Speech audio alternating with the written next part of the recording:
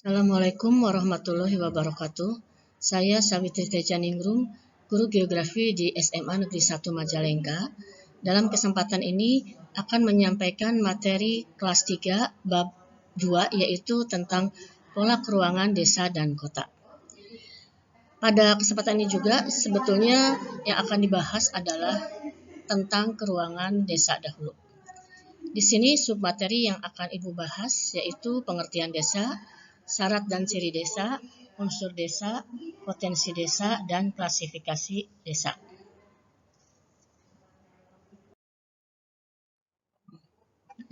Istilah desa sebetulnya sudah banyak kita dengar ya. Kalian juga sudah tahu lah kalau membayangkan desa itu seperti apa.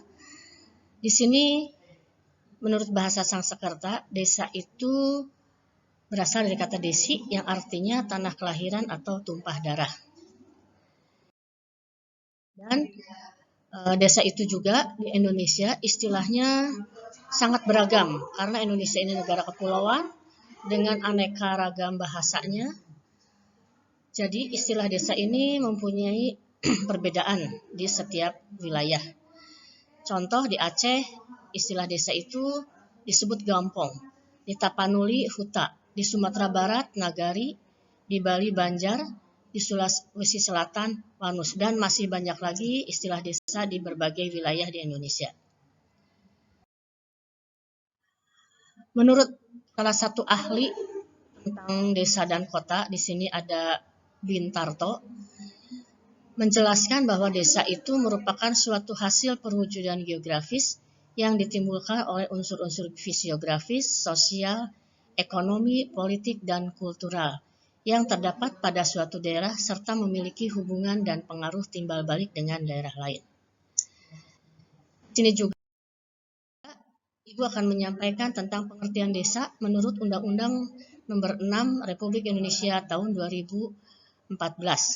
Desa adalah kesatuan masyarakat hukum yang memiliki batas wilayah yang berwenang mengatur dan mengurus urusan pemerintahan, kepentingan masyarakat setempat, berdasarkan prakasa masyarakat setempat, hak asal-usul tradisional yang diakui dan dihormati dalam sistem pemerintahan Negara Kesatuan Republik Indonesia.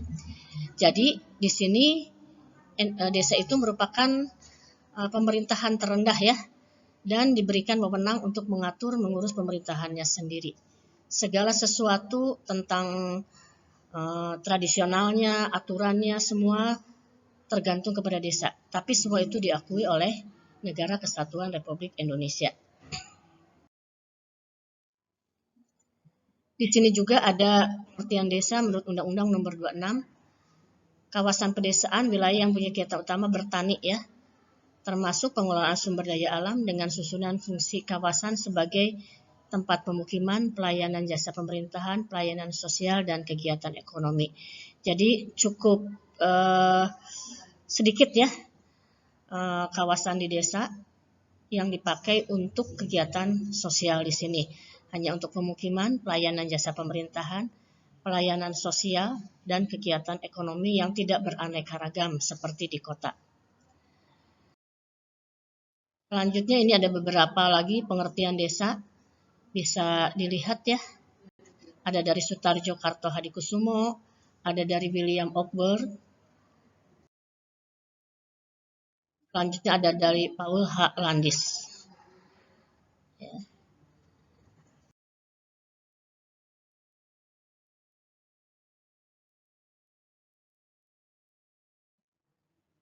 Nah, dari berbagai pengertian tentang wilayah tersebut, akhirnya kita bisa menguraikan lah ya, bahwa sebuah desa itu menurut Undang-Undang Nomor 6 adalah yang tercantum di bawah ini, batas usia desa paling sedikit 5 tahun terhitung sejak pembentukan.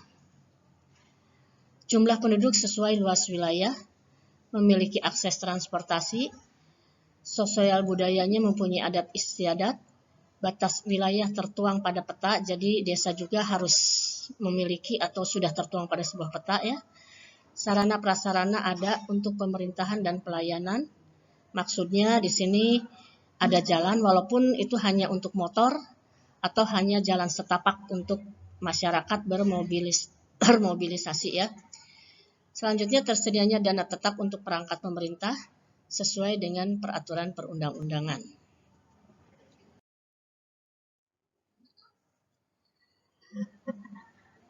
Untuk lebih jelasnya di sini juga ada ciri-ciri desa ya. Tadi kita sudah membahas tentang pengertian desa dan akhirnya kita tahu syarat-syarat desa. Sekarang kita lihat ciri-ciri desa. Ciri-ciri desa bisa dilihat dari keadaan alamnya ya. Misalnya di sini lahan di desa untuk penduduk itu akan lebih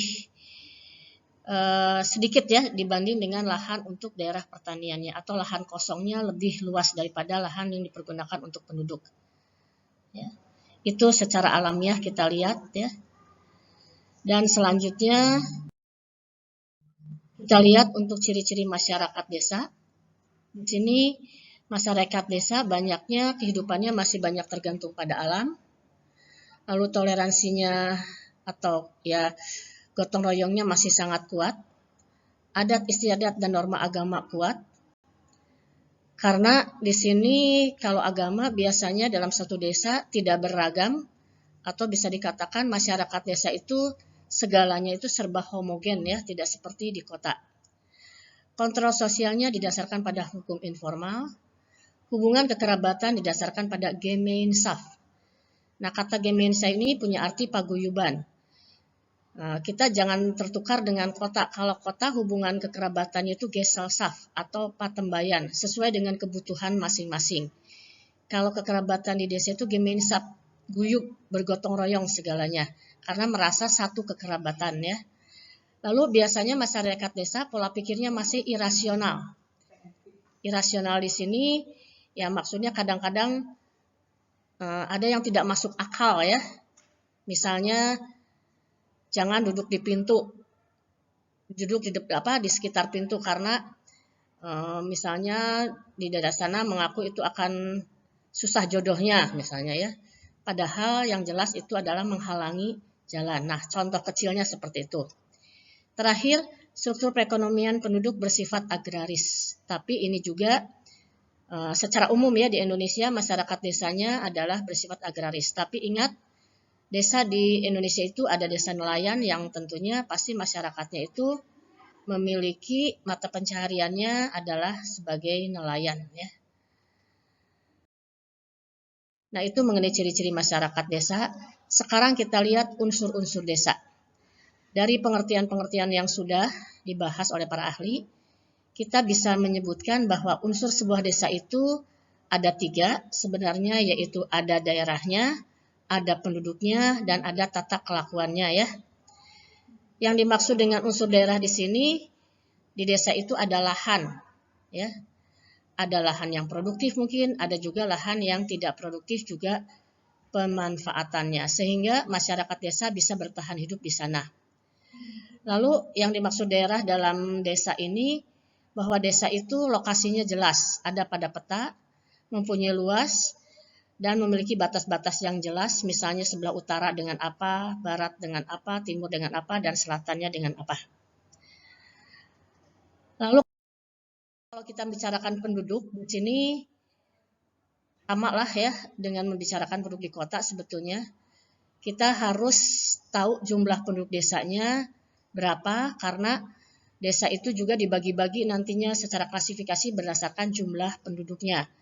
Nanti ada desa swadaya, swakarya, swasembada ya, yang mana jumlah penduduknya akan berbeda-beda.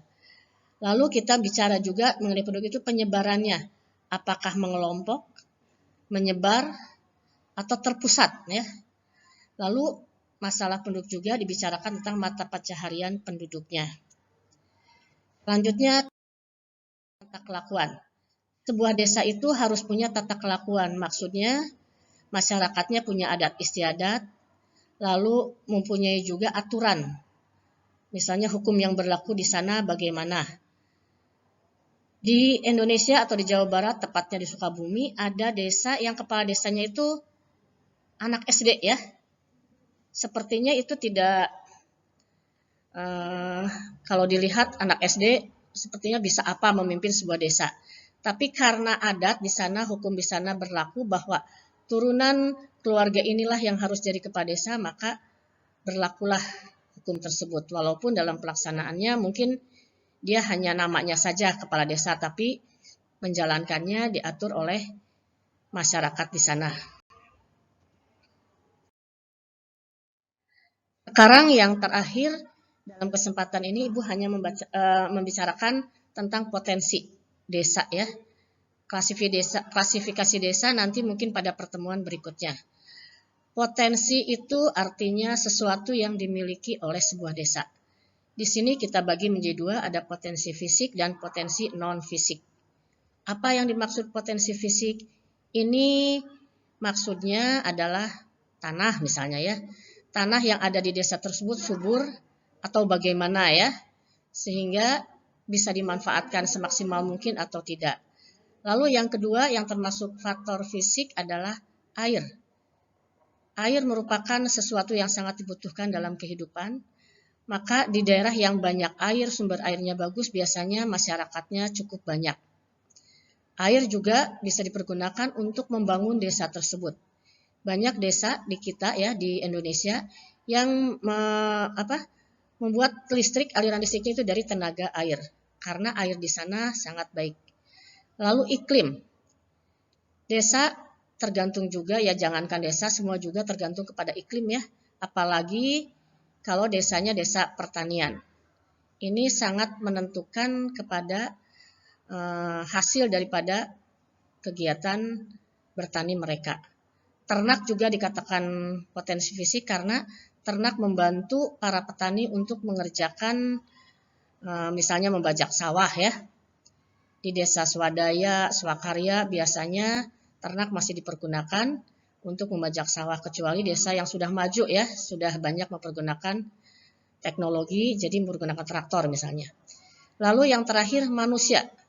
Manusia dikelompokkan ke dalam potensi fisik karena tenaganya ya, bukan karena jumlahnya, di sini tenaganya. Bagaimana tenaga manusia di sana menggarap lahan yang membantu untuk mempertahankan hidupnya. Sekarang kita lihat yang termasuk keadaan non-fisik. Dan non-fisik di sini misalnya masyarakat desa. Apakah masyarakat desa mendukung pembangunan desanya yang diarahkan oleh kepala desanya? Lalu ada lembaga-lembaga sosial desa yang memang ini menjadi tombak untuk membangun desanya sampai ada desa mandiri, itu karena lembaga desa, masyarakat desa dan kepala desanya sangat bekerja sama, sangat saling mendukung ya. Yang ketiga di sini ada aparatur atau pamong desa ya ini ya. Kepala desa dengan aparatnya benar-benar melaksanakan amanah ya. Apalagi sejak tahun 2015 di Indonesia itu diberikan bantuan kepada desa-desa ya oleh Bapak Presiden, oleh pemerintah Indonesia, sehingga bantuan tersebut harus dipergunakan semaksimal mungkin untuk pembangunan desanya. Sampai sekarang ada desa maju, sangat maju sampai desa mandiri ya. Nah, itu penjelasan tentang keruangan desa yang bisa disampaikan pada kesempatan ini. Sebetulnya belum selesai, ada lagi yaitu tentang klasifikasi desa, dan itu akan diberikan pada pertemuan berikutnya. Demikian yang Ibu sampaikan pada pertemuan ini, semoga bermanfaat. Wassalamualaikum warahmatullahi wabarakatuh.